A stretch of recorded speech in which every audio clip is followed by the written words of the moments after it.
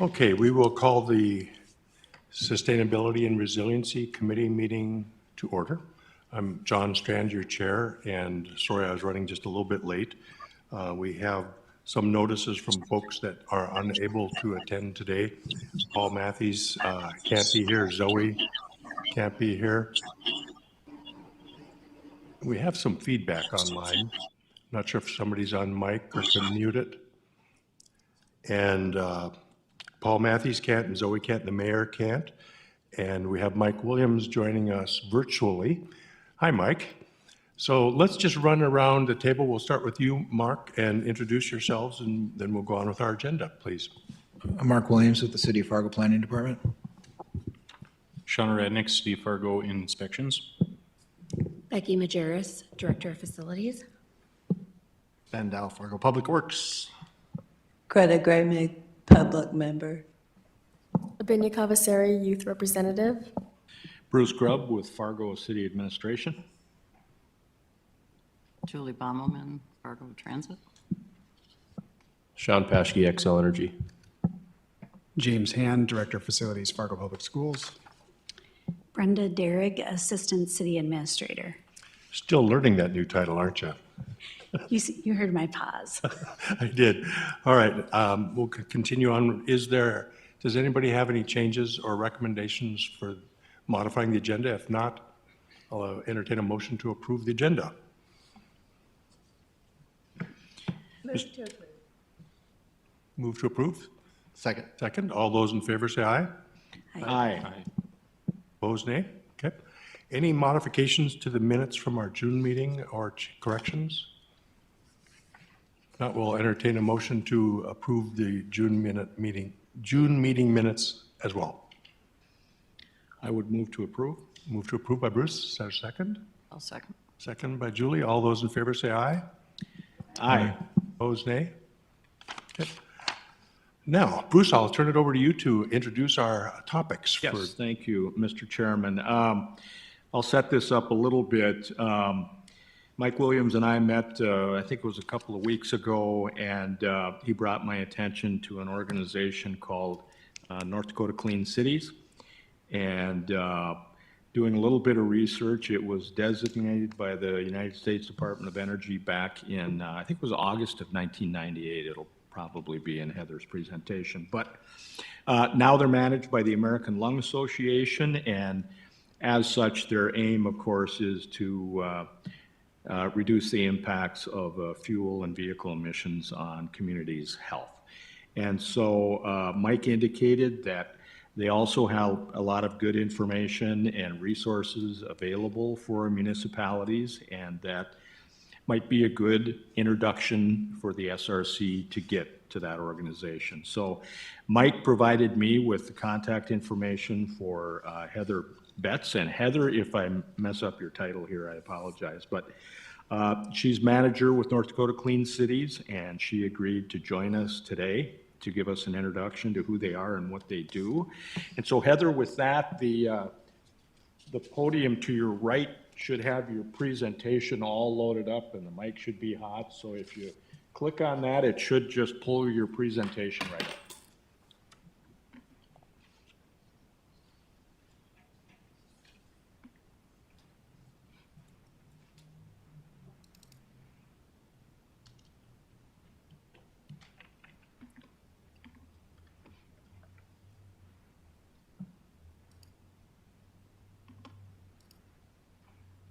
Okay, thanks for having me, everyone. My name is Heather Betts, and like Bruce said, I am a manager for the North Dakota Clean Cities. I'm still fairly new, so bear with me, but if you have any questions, we'll save those for the end. So this is just the agenda. This will be a very brief presentation and kind of do an overview of what Clean Cities is, and then an overview of North Dakota Clean Cities, and then alternative fuels in North Dakota. All right, so the Clean Cities Coalition is a network of it's a coordinated group of more than 75 active coalitions in nearly every state.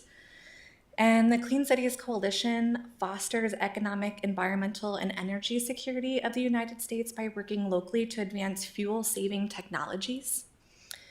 The coalition accomplishes this mission by building partnerships with public and private sector transportation stakeholders. And so we serve as forums for local stakeholders to connect and collaborate on saving energy and using affordable alternative fuels. We provide grassroots support and resources on new transportation technologies and infrastructure development, support networks to help their stakeholders identify cost-effective solutions that work locally. So what's really cool is that this year, the Clean Cities is celebrating 30 years of their coalitions. And so that means that there's 30 years of impact, saving the equivalent of 13 billion gallons of gasoline and eliminating more than 67 million tons of emissions. Coalitions help put more than 1.3 million alternative fuel vehicles on the road. And then just like a little fun fact is that we started with 6 coalitions, but we now have over 75 coalitions that cover 84% of the United States population. And as Bruce was saying earlier, we're rooted in legislation. So really the Clean Cities came out of this Energy Policy Act here, but all of these kind of helped guide the Department of Energy to where we are today. So the coalitions accomplished, so the Energy Policy Act of 1992, that really put fleet regulations in place, and then it had a voluntary action of the Clean Cities coalitions. And this is just a map here. So this is kind of where we are throughout all of the United States. And this is the Clean Cities portfolio. So we evaluate transportation needs and energy choices, and we can help determine the most cost-effective vehicle options, fuels, fuel tech, and best practices. And we shift to domestic energy through the use of alternative and renewable fuels. And we reduce harmful emissions through campaigns such as, or like the major campaign I would say is the idle reduction campaign, and then other fuel saving technology. So we're locally based, and we have 18,000 stakeholders nationwide. 39% of those are in the private sector, and 61% of those are in the public sector. Okay, moving on to section 2 here. North Dakota Clean Cities was designated August 10th, 1998. We are managed by the American Lung Association, and we are supported by a diverse group of stakeholders such as fuel and equipment providers, fleet managers, public utilities, technical experts, nonprofit organizations, automakers, and private citizens. I will say, since I've started this position, that most of my connections are in the Bismarck area, and so it's a pleasure to be here with you and making some connections in Fargo. One of the current projects that I've been working on is the Upper Midwest Intertribal Electric Vehicles charging community. And so the objective of this project is to develop electric vehicle charging infrastructure within tribal communities and on major travel routes. So we're ensuring that all 23 Native nations in North Dakota, South Dakota, and Minnesota have at least one level 2 charging station. And we're doing this by hosting outreach events, workforce training programs, and through all of these events, have been able to reach over 10,000 attendees. And this is also now called Electric Nation. So there is a website that just launched about 2 weeks ago for Electric Nation, and we're partnering with SAGE and Native Son Community Power Development on this project. Another project I've been working on is called Empower, and this project really engages with employers in North Dakota and the community to promote workplace charging. And so we're just connecting with workplaces and local businesses and utilities for planning and installations of EV charging stations. And so right now I'm currently working on getting those commitment letters. I have worked with about 3 organizations from here and Bismarck to get EV charging stations in workplaces. A past project that I wasn't a part of, but it was a pretty big project for us. It was the Midwest Evolve. It stands for the Electric Vehicle Opportunities. And so this Midwest Evolve partnered with 7 Clean Cities partners to host events promoting plug-in electric vehicles, educated the general public, workplaces, and corporate fleets, and auto dealer staff about the benefits and advantages of PEVs. It was a pretty big project, so just wanted to mention that. And this last section, I'll be pretty brief, but alternative fueling stations in North Dakota, we have 244 public stations. This is information that we collect. We do quarterly reports, and so I'm collecting all of this information throughout the whole state. We have 190 EV charging ports, 38 ethanol, and 16 propane. This is the energy use impact, and so this just talks about how we're able to save gasoline gallon equivalents per year, primarily through alternative fuel vehicles, idle reduction, electric and plug-in vehicles, and hybrid vehicles. And this is our emissions reduction. These numbers are actually from 2021. I'm still working on the 2022 report. So yeah, but again, able to reduce those carbon dioxide equivalent tons, and doing that by primarily alternative fuel vehicles. I put this in the slides. This is just North Dakota alternative fuel laws and incentives. There are a lot of incentives for purchasing electric vehicles, and so I just wanted you to be able to have that information. You can also reach out to me with any questions about any of those laws or incentives that are in place. And because we're a part of this coalition, I'm able to collect vehicle registration data. And so this is the 2021, and I'm still trying to get the 2022 data. But you can see here in 2021, we had 400 electric vehicles and 400 plug-in hybrid electric vehicles, excuse me. And then it just talks about like the biodiesel, ethanol, and those other types of vehicles that were registered. This EV registration data over time is actually really cool to look at. So that first graph there shows that in 2016, we essentially had no electric vehicles in North Dakota, and now in 2021, there were 400 registered. Now in 2023, I know that there are over 1,000 vehicles, electric vehicles registered. So that's really cool to see that it's definitely going to keep growing. This is the ethanol vehicles registered in 2021. So North Dakota market share of ethanol vehicle registration was about 12.5% of all ethanol vehicles in the US. Ethanol fueling station locations by state is shown here. And this is transportation fuel consumption. This data is probably easier to look at on your own, but I just included it here because I thought it was good information. And that's the end of my presentation. Does anybody have any questions for me at this time? My information is on that PowerPoint, so if there's nothing that you can think of, you can definitely feel free to email me or call me. Yeah. I'm just curious, Ben, or Mike Williams, or Bruce, we've had some experience with alternative fuels in the past. Could you just summarize that? Absolutely, and we're getting back into it again.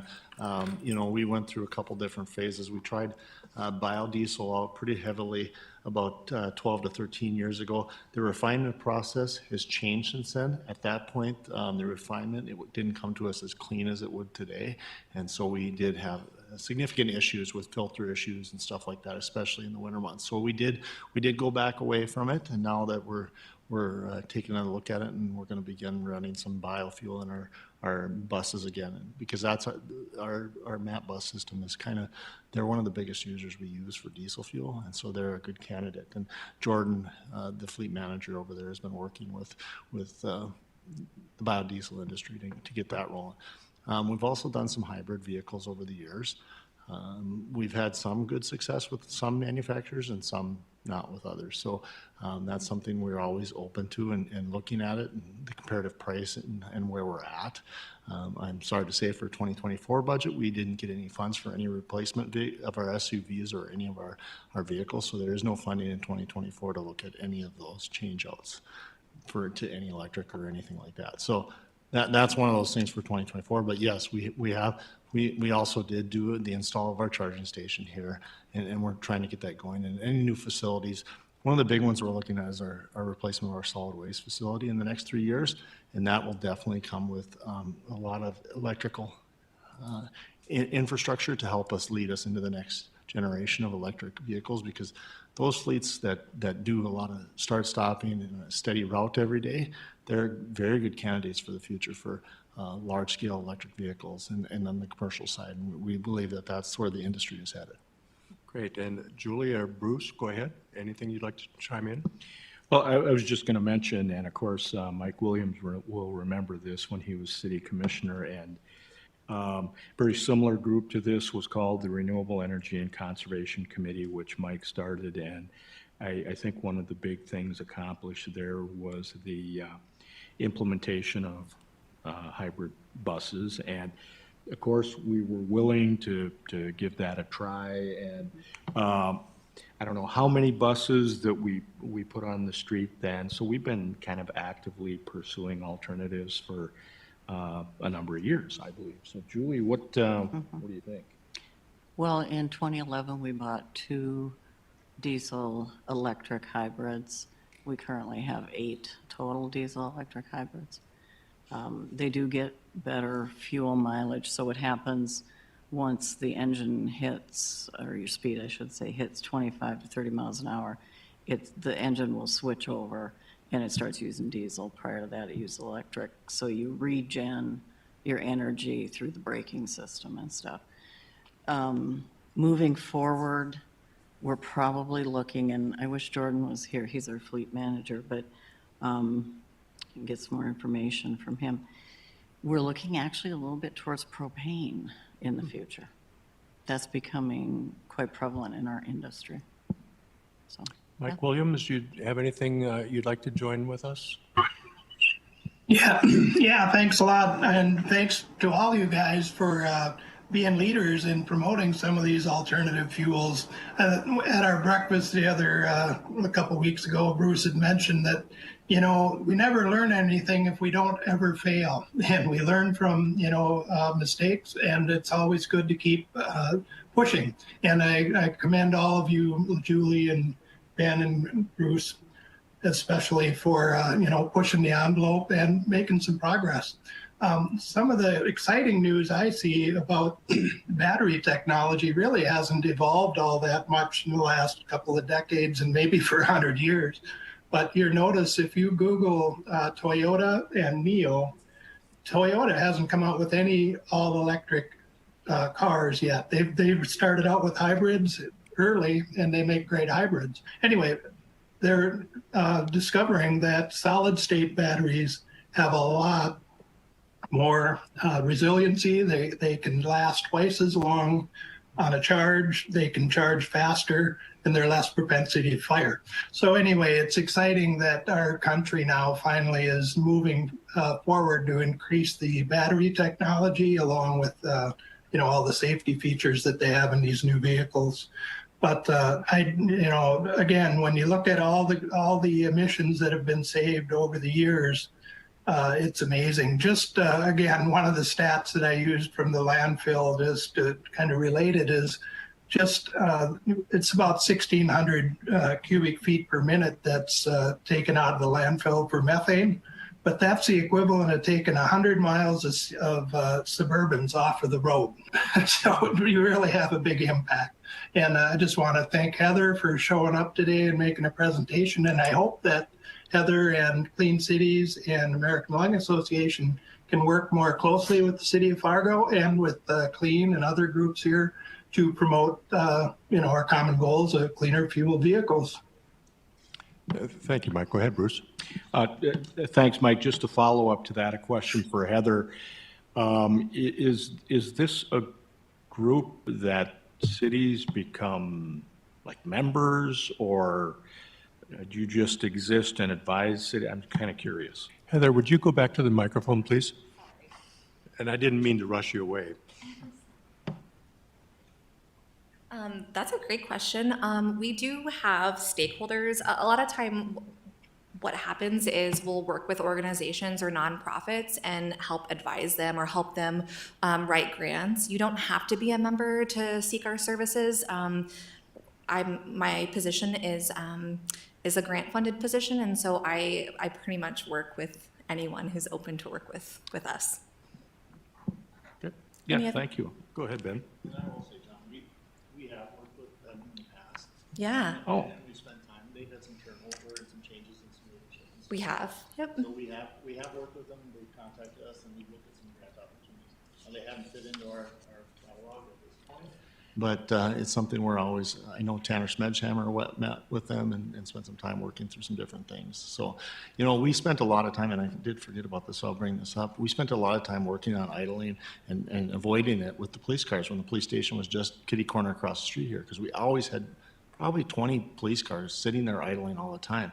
Well, the one benefit of our new police headquarters is all those sit inside now. So that's one of those things that we took all those police cars off the street that were sitting in there idling by renting a facility where it's at now. And now they don't sit there and idle.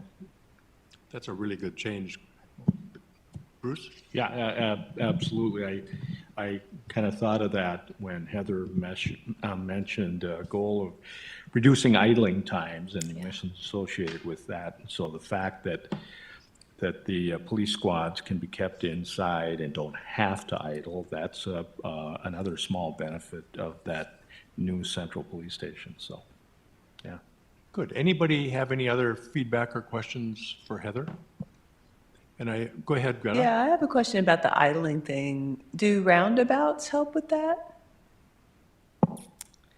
That's a good question. I feel like probably because you're continuing to go, but I don't have the actual answer for that. So something I'll have to look into. Anybody else? One last comment. Some of the newer technology, I think, and it's not electric vehicles, but gas vehicles. Some manufacturers, GM I know now, you get a feature on there that at a stoplight, it shuts the engine off.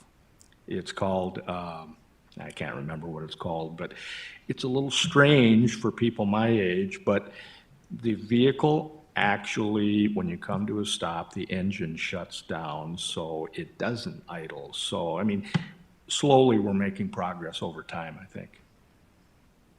Okay, anybody else? Heather, thank you very sincerely. Thank you. And I'm guessing you'll keep your channels of communications open with Bruce and with us. Absolutely.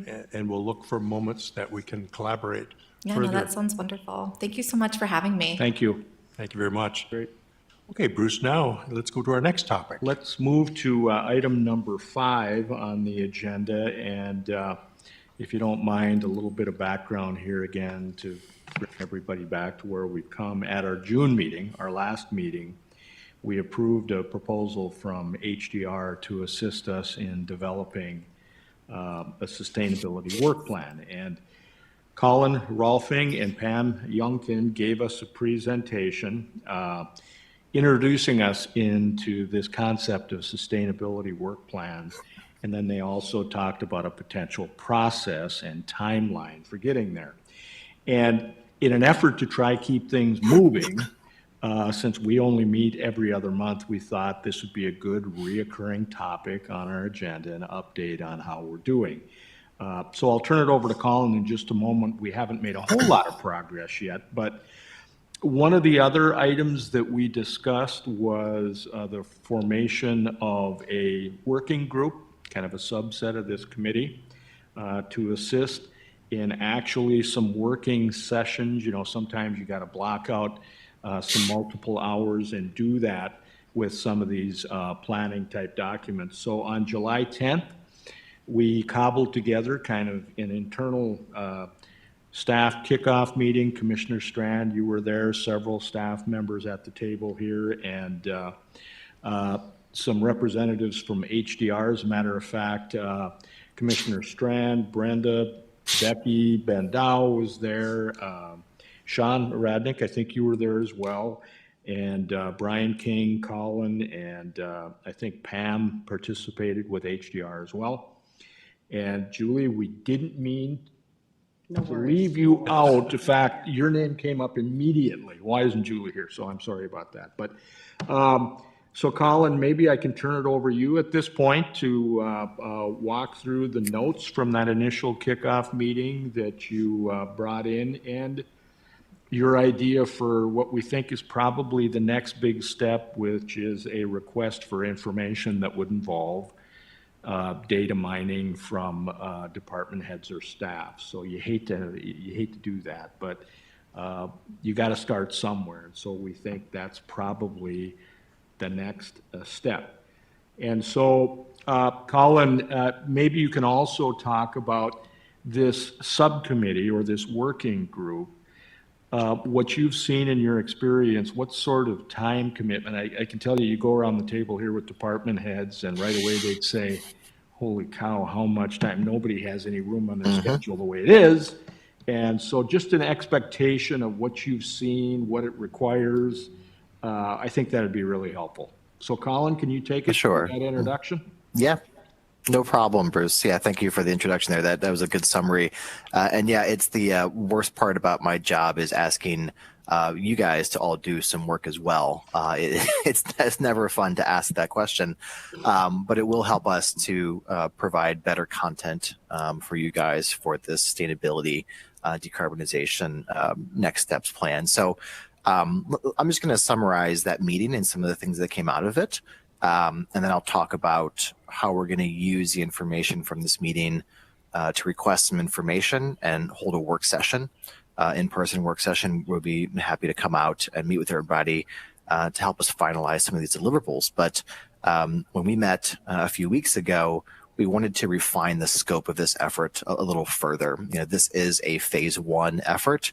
We are just getting started to try to determine how we establish action timelines for you guys so that you can do more detailed decarbonization planning and sustainability planning in the future. And so I asked a number of questions, which Bruce, we can scroll through it in a second, but here's the summary. A number of these questions here told us that there's going to be priority on putting together next steps action plans that are focused on funding opportunities to do decarbonization, as well as procurement needed to do decarbonization. There's going to be less focus on really detailed analysis of here are the specific strategies to reduce greenhouse gas emissions. We are going to provide those ideas looking at your data, but right now what we really need to put in place is how do we fund this? How do we put together a work plan for procurement to get this done? And so that was one of the outputs from the meeting based upon survey feedback.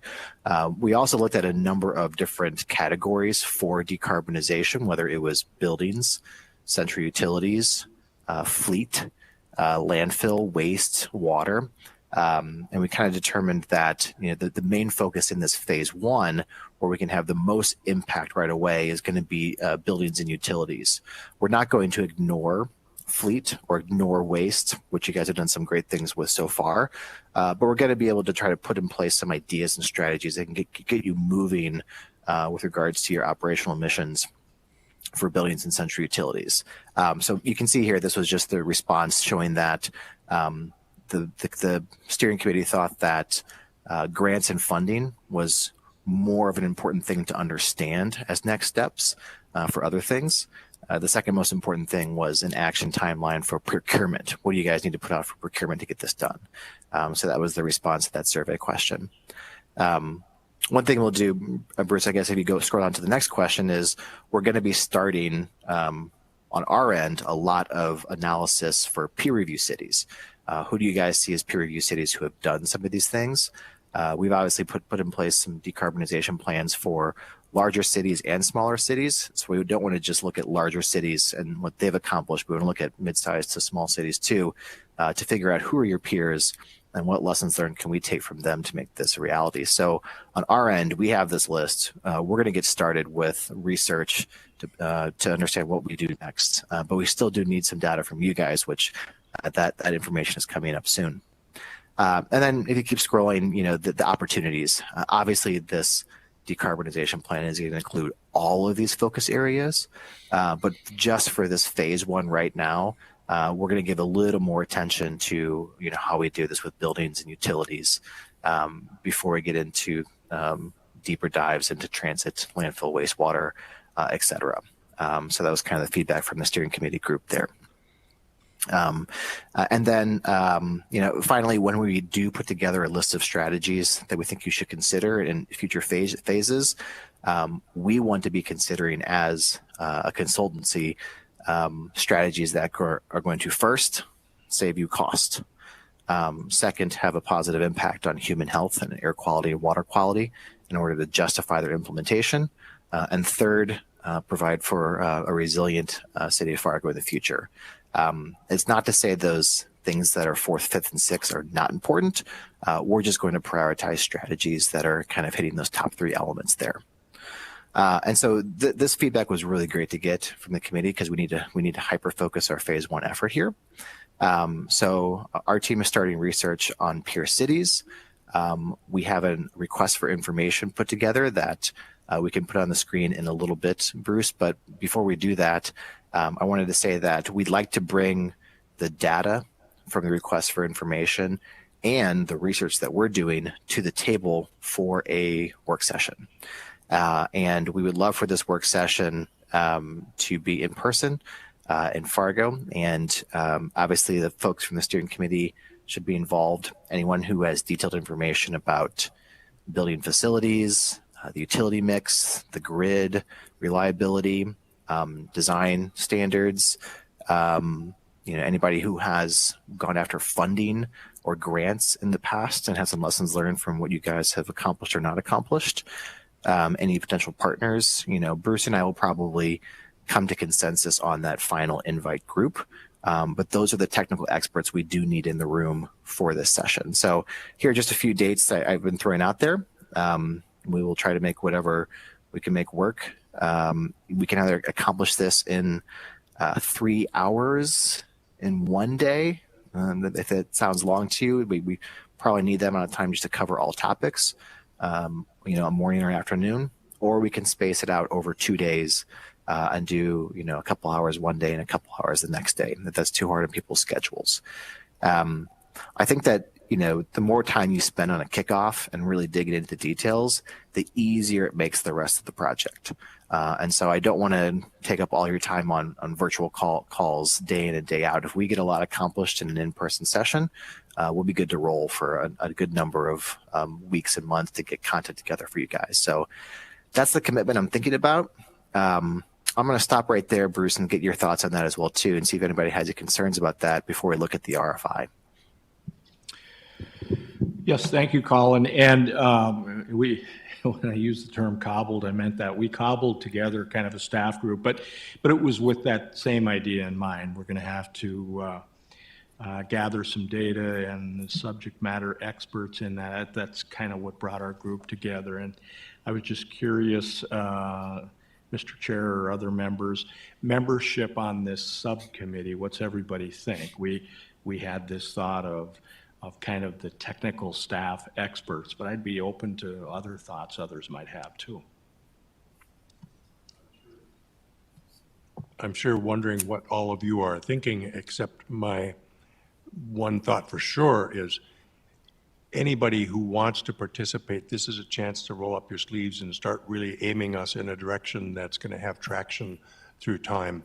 So this energy up front now, early on, will have a really remarkable impact on where we go.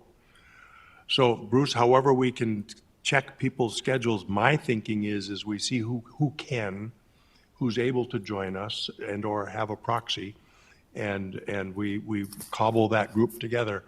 But the more we can feed into this process early on, the more result we'll see for sure. Yeah, and I thought, I'm not an expert at doodle polls, but I think they're a nice way to get to a lot of people and compare schedules and stuff like that. So I thought for this initial meeting, I'll distribute a doodle poll and see what we can come up with. I know that having gone through position opening candidate interviews, there have been times in all of our careers where we've had to like block out 3 hours just to get through that heavy lift. And this initial meeting will try to accomplish that, see how successful we are. Maybe we can schedule it through the noon hour and incorporate food into people's noon time. Always helpful. So we start at 11 and go till 1 or something, but there might be an option to, Yeah. to kill several birds with one stone. Good thought. And pizza's always good. Yeah. Okay. Yeah, providing food always helps. And if there's a happy hour afterwards, more people show up too. Okay. What's our next steps then, Bruce? Well, I think distribution of a doodle poll from me, and then Colin, maybe now you can go to a little bit about the RFI process that you're talking about. I think to plant that seed for department heads is really important so that they're not shocked if they see something, kind of know what to expect. Of course, yeah. And just for real quick on the invites, the more the merrier, the more transparent the better. I will leave that up to you guys, but I'm happy to have as many voices as possible involved unless you guys think that a focus effort is better. So Bruce, do you need me to share the RFI or do you have that Excel file /PDF? I've got it at the end of, I thought I did.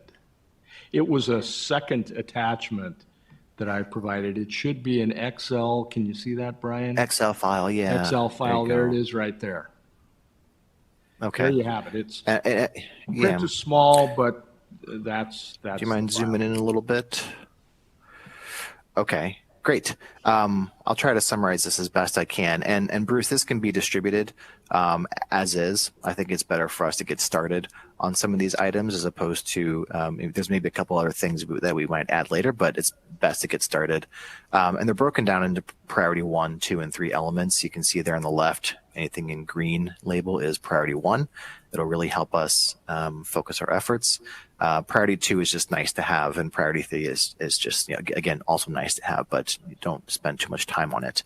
One of the most important things, especially if we're going to focus on buildings and utilities, is just kind of a facility list. We don't need detailed drawings, we don't need detailed as-builts, but understanding the makeup of your footprint, square footage, and typology is very helpful for us to pinpoint where we can have the biggest impact. So key facility lists is kind of the number one thing up there. If there is a utility information for these facilities in the past, that is always helpful. A few years of data is great. 12 months is going to help us just fine, or just estimates of what they're using will also get us started. So I don't know if you guys have an online system or tracking mechanism through a energy service provider or building automation systems or Energy Star. But understanding utility information of those facilities is helpful. And then what they're hooked up to, the central utility fuel mix and energy. So how many of these buildings are being served from the grid? What is the fuel mix and GHG impact of that central utility plant? Is that same plant serving the wastewater treatment plant, or do they have on-site systems? It'd be good to see who has on-site versus off-site systems. This is already kind of getting into a lot of detail, right? And just know this: if this information cannot be found, and we cannot, get it before the work session or even before the end of this phase 1, we will be using industry-wide standards and calculations and approximations to fill in those blanks until we have it. So we can still move ahead. We can still find the biggest areas of impact, but if you have the information, we'd love to see it. Any past energy master plans you've done, this can be things like just slight retrofits and upgrades, whether it was small energy conservation measures or working with an energy service company to do retrofits on utilities and building systems. Design and renovation guidelines and code requirements. I'm pretty sure we can find a lot of this on your website, but we just want to make sure that we are using the most current information. If there's any changes that are happening to your code compliance in the near future or your design guidelines, we should know about it. If you're updating if you're trying to get new code compliance to a new version of ASHRAE or International Building Code in a couple of years, that will impact how we see the GHG curve going down. Any master plans, and again, We want to know how much new built space you might have in the coming years, what to plan for with regards to future loads or future renovations. Also, deferred maintenance and capital improvement plan lists. This is a really good one. So anything we're going to recommend for an upgrade to save GHG emissions, sometimes it's really important to align that with an existing deferred maintenance or capital improvement plan schedule. If you're already going to change something out, or if you're already planning on updating something, let's make sure that update is the most efficient thing you can do, as opposed to us recommending things that you weren't even planning on, and it's just going to be an additional cost that you already don't have in your deferred maintenance lists. Fleet vehicle lists, how many you have, what kind of make and model they are, will really help with transportation GHG emissions, not only assessment, but then decarbonization strategies. Wastewater treatment plant specifications. We want to know how that wastewater treatment plant is treating water. You know, we can determine what the carbon impact is of pumping water all around the city and treating it. And then getting into priority 2 is landfill gas program details. I saw a lot of good information on your white paper about how much your energy you're generating. So I just want to make sure that data that we have is currently accurate. And then I'll kind of stop at the next one because we're getting into second level priorities here that would be nice to have, but aren't really going to sink this effort at all. Past funding and grant or energy service efforts. Have you guys applied for grants in the past or for additional funding? What pitfalls have you had? Have you contracted with energy service companies like Johnson Controls or Siemens, and what have they done? So that is kind of just a brief summary of some of the things we're looking at. I will mention one more is if you have any past disaster impact reports with determinations of what it cost you guys to clean up from a flood or other kind of any other natural disasters, drought, wildfires, etc., that just more than justifies some of the ideas that we're going to propose. We want to make sure that, sorry, moving a kitten.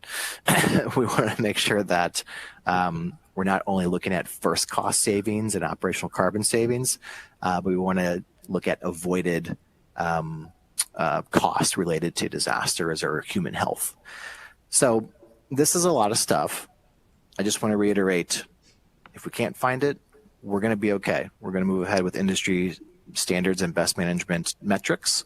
But it just makes the effort more palatable and more accurate.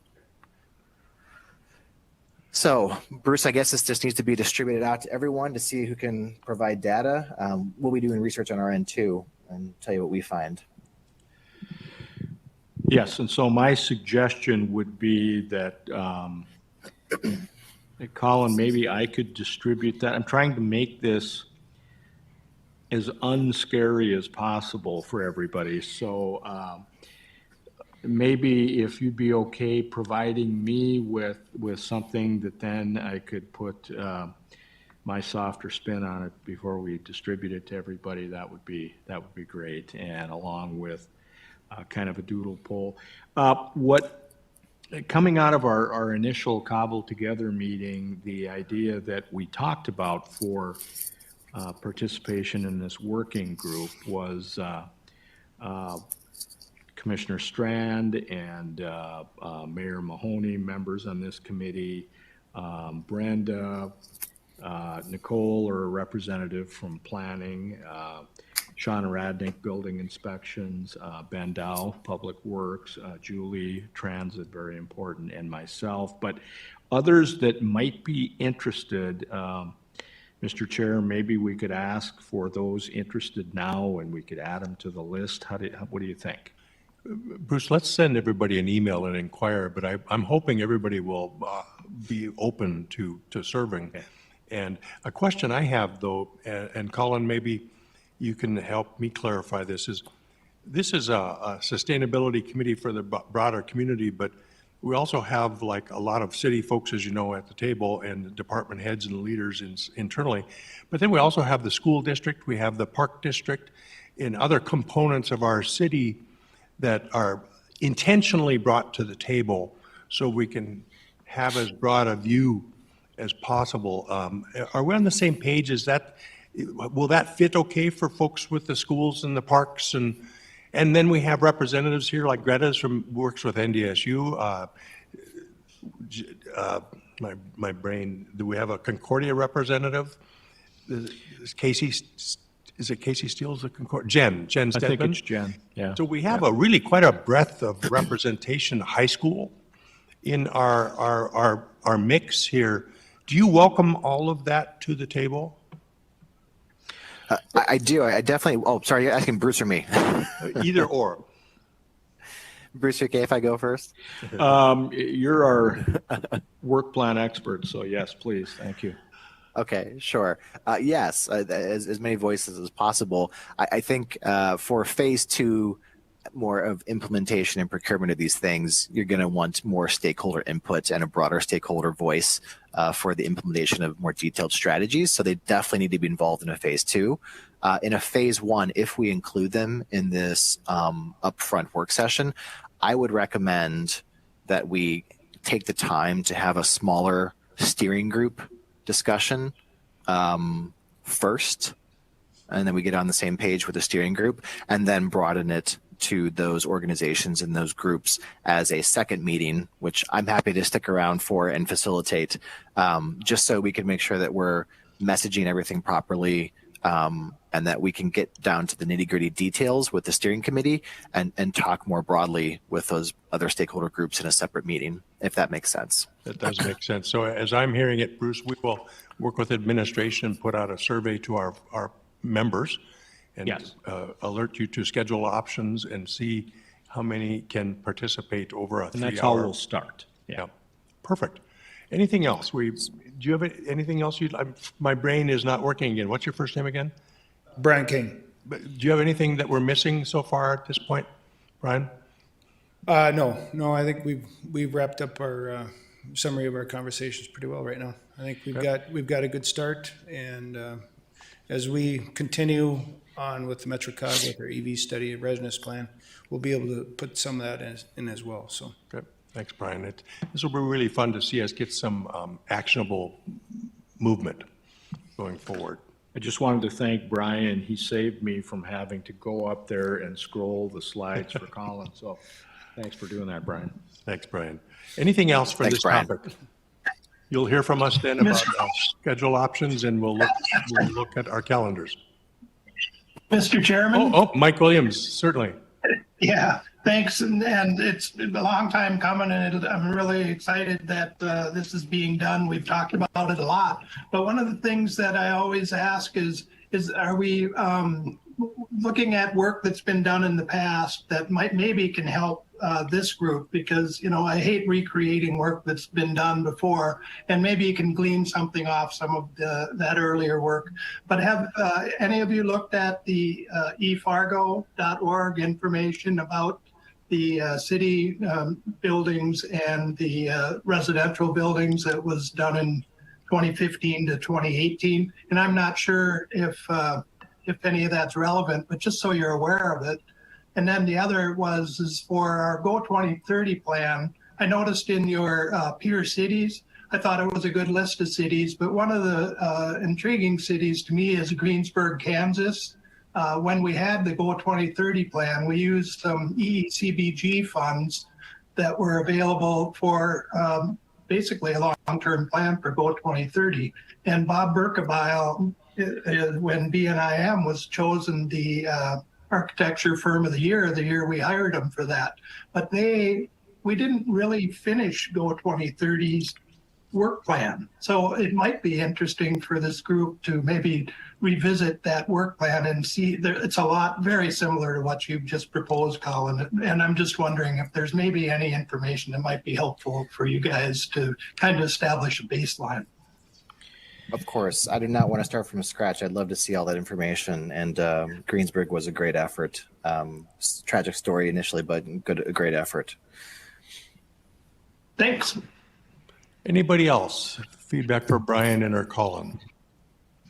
Okay, thank you. Thank you very much. Bruce, let's go on to our next topic. Thank you. Now we're going to have some fun. Thank you, Colin, Brian. Yeah, item number 6 is the SRC-sponsored bus wrap that we've been talking about. And I mentioned this at our June meeting, but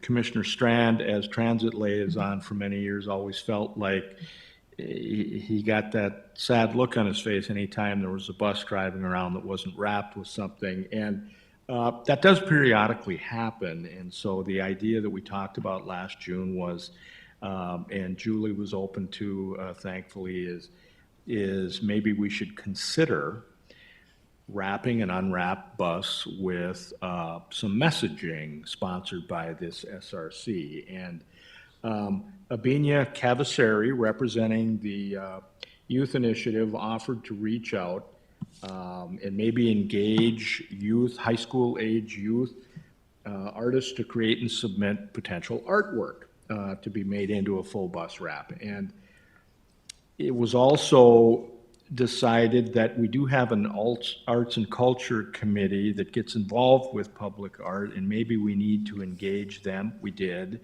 and fortunately, they're more than willing to help out.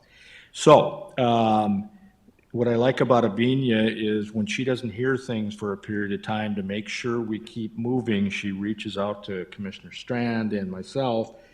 And so we got together, I think it was last week, and just to kind of get an idea of where are we, to try to prevent things from stalling. And when we left there, Abinia was good enough to be able to, hey, could you put together a draft timeline of targets we need to hit, which she did.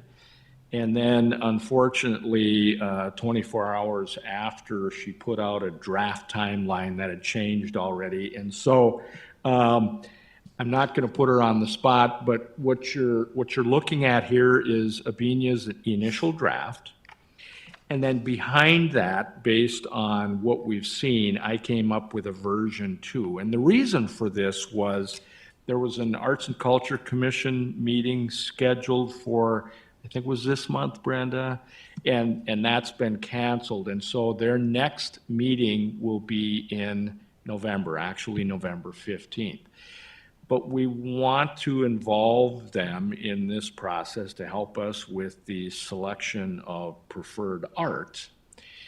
And we were hoping that Arts and Culture could make a recommendation to the SRC, the actual sponsor of this project, and then the SRC can take that, make a recommendation to the City Commission. Well, in order to do that, based on Arts and Culture meeting on November 15th, this was a schedule that Brenda and I and Megan kind of talked about. So August 8th today, here we are. School is about to get back in session, high school, late August, and so we thought maybe September, and Abinia needs to comment on this, but in early September, reach out to the art teachers, high school age, to reintroduce this idea back to students with maybe an October 6th submission deadline. And then there's been some talk about an A and C subcommittee to review the artwork. Give them some time, maybe the month of October, to do that, with a recommendation to the Arts and Culture Committee at their meeting on November 15th.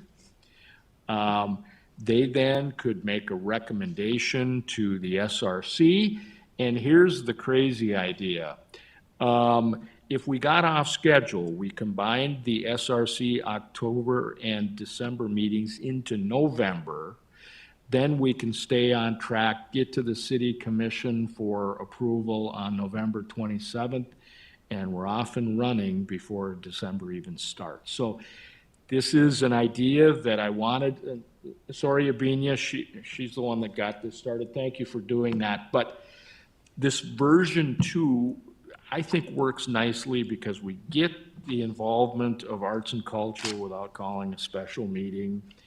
And SRC can still play its role sponsoring and making a recommendation to the City Commission. So any thoughts anybody has? You're equally right and equally wrong when you try to schedule things, but this just happens to work. with the involvement of all those that we want to have involved here. So, Binya, I'm going to put you on the spot. What type of reaction are you getting from students when you let them know that we're going to do an art project with a mobile bus going through the community? So the first time I like kind of reached out to anyone was like at the end of like last school year, so like around like May, the end of May. And so I actually like didn't get any feedback back from anyone, but I did reach out to, I know Zoe hooked me up with Leslie, and she's one of the people who like works in art, and so she recommended it to some students, and they thought it was really cool.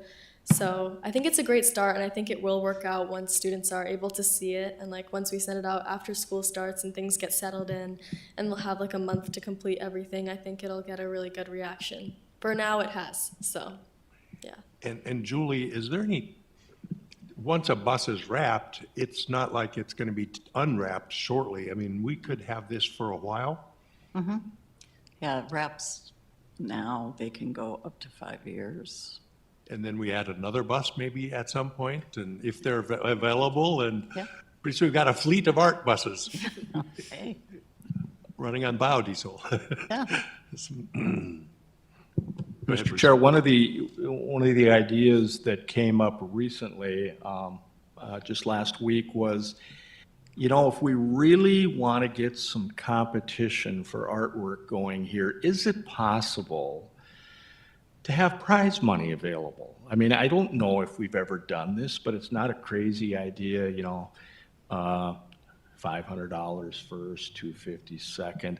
I've not done a whole lot of that. Has anybody at the table done that type of thing before, when you're calling for artists for competitive art to be made into a bus wrap, and there's a scholarship or prize money type thing associated with it? It's kind of a cool idea. I just don't have a whole lot of familiarity with that. I suppose intellectual property ownership is a consideration too. If we're publishing art that some student has created, we may want to make sure that the rights to those images are clearly laid out so that we have access and it's available to us. My next step was our finance department. We have procurement policies and advertisements and those types of things. And then that legal thing, check with our city attorneys, just talk about that. But Brenda, I don't have any familiarity with that. Neither do I. Oh, Sorry. thought you were bringing tidings of great joy when you reached for that button. Another area of exploration, and Binya, this is with I'm really curious what the students want to message, how they want to visually present what's important in their minds that fits in our broader mission of sustainability. You know, we have, like, I look at Ben and I think of pollinators, you know, and I mean, just how beautiful is a bus covered with colorful butterflies. But so I don't want to limit too much where you're able to go with these messages. And yet on the other hand, bear with me, but on the other hand, my brain says, okay, well, we can't talk glass easily anymore. So there's some things that are changing in the recycling, reuse, world, repurposing world. But the most important thing is the message is consistent with where we want to go. Right. I was thinking, like, I kind of wanted to be open so that, like, a bunch of creative ideas can come in, and whatever they think is, like, a good, sustainable message, they can spread that. So whether it be, like, with pollinators, or whether it's, like, recycling, or, like, using your bike to get places more often, and, like, anything like that. I know that's kind of, like, obviously it's on a bus, and then you're putting someone on a bike. But, like, I don't know. Just any way that they think they could spread a sustainable message would be great. And Julie, will this be a full wrap or a partial wrap, or? It'll be a full wrap. Okay. And what could happen is it could be on one side, it could be the pollinators, on the other side, it could be recycling. It doesn't have to be the same on both sides. It's kind of nice. It was kind of interesting, the meeting we had last week, Cole and Luke. Luke. Luke brought in this picture of a bus and what's wrappable and what's not. And other than the front, you really have a back and two sides. That's considered a full wrap. But it could be subdivided into a number of things around that bus. So sky's kind of the limit there. It's kind of cool.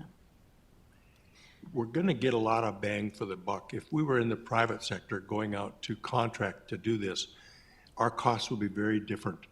But when it's our system, our bus, our transit, we have the buses available. The cost is just a fraction for us to do this versus contracting it and doing it privately.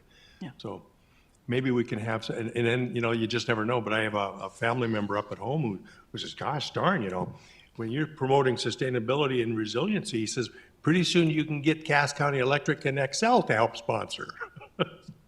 But there might be some messaging that intersects with other partners we have too, where we can expand our reach and our program conceivably. I don't mean to pick on the energy companies, but they have a vested messaging interest here too. Yeah. I cut you off there, Bruce. Were you going to say something else? No, I just, it actually is, it's the next item on the agenda, the next meeting. I guess we have other in there, but how does the committee feel about combining the October and December meetings this fall to keep on schedule around the bus wrap November 21st? And then I would also propose in 2024, we start with a January meeting and then go every other January, March, July. What happens in 24 is we don't have a December meeting. We have a November meeting, which I think fits a little better personally. But okay. Any thoughts on that? Everybody's on board? Available as much as possible? Becky? Please say yes, because I told Brenda I was going to sell this idea right here, right now. So Okay. Abinia, anything else? That's a good idea. I don't think so. One thing I wanted to say is that the city of Brookings did a similar type of thing where they wrapped their power boxes. I don't know what they're called. I come from a family of engineers, but I don't know what it's called. But they gave out prizes of $1,000 to the people who submitted art and got chosen. But that was obviously for full adults who are creating art full time. So I know that when it's high schoolers who are creating this art, if there's even a small stipend, it'll be yes. So just an idea, and if it's possible, I think it would be great. I can't wait to see some of these students' arts get noticed, and then when they're applying for college scholarships and so on, they can show what we've done locally. Yeah, it'll be super cool. Okay. Anything else on this topic? Julie? Oh, Mr. Chair, I was. And just somebody's microphone probably needs to be muted if possible. Okay, sorry, Julie. That's okay. Bruce, your question earlier, we have had some experience doing the commuter challenge a few years, actually several years in a row. And we did get private companies to sponsor the stipends. Oh. Gate City Bank usually gave the grand prize. And yeah, it was very popular. So just a thought. It's a good thought. Yeah. Anybody else? Also like to note that Mayor Mahoney joined us. I didn't get to introduce you, but thanks for showing up. Thank you, John. I let them know you were busy with other meetings, but we appreciate your being here. Okay. Anything else on the bus? Mr. Chairman? Yep, Michael? Yep. Yeah, so the DCP and Chris Schlepp, they did do that exact thing with students. So we've got utility boxes, as Ms. Reversh had mentioned. And so there is a couple of formulas that you can use along with what Julie said, as far as, hosting a kind of a contest with students. So maybe just check with the DCP to see how they did that, and maybe might be helpful for your cause. Thanks. Good input. Great Thanks, Michael. suggestion. Thank you. Yeah. Okay, anybody else? All right, that wraps that topic up. We'll call for, if there's anybody in the audience with public comment. All right. Our next meeting, we will survey you all for participating in our working group, and we'll combine the meeting at the end of the year, and we'll visit next year's schedule. This works for you, this modified amended schedule? Yep, yep. how great it is to have a youth participant here representing a big chunk of our city. Thank you. Yeah, thank you. And at our next meeting, we're going to actually look at submitted artwork. That's going to be fun. Yeah. It will be fun. I'm looking forward to it. On that note, we will, unless there's anything else, we will stand adjourned. Thanks, everyone. Thank you.